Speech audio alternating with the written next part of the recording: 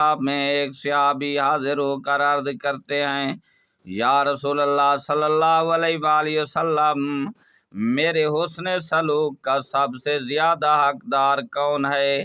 آپ علیہ الصلوۃ والسلام نے فرمایا تیری ماں۔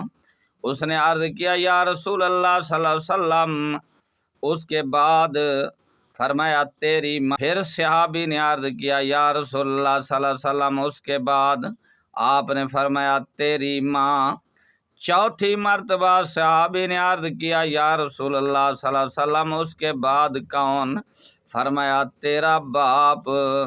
یاد رہے، صحابی رسول نے 4 مرتبہ حضور صلی اللہ علیہ وآلہ وسلم کے سامنے سوال کیا، پیارے آقا کریم علیہ السلام نے 3 مرتبہ اس کی والدہ کا حق انہیں بتایا اور چوتھی مرتبہ باپ کا حق بتایا۔ ماں جو ہوتی ہے وہ خدمت کے لحاظ سے باپ سے زیادہ درجہ رکھتی ہے۔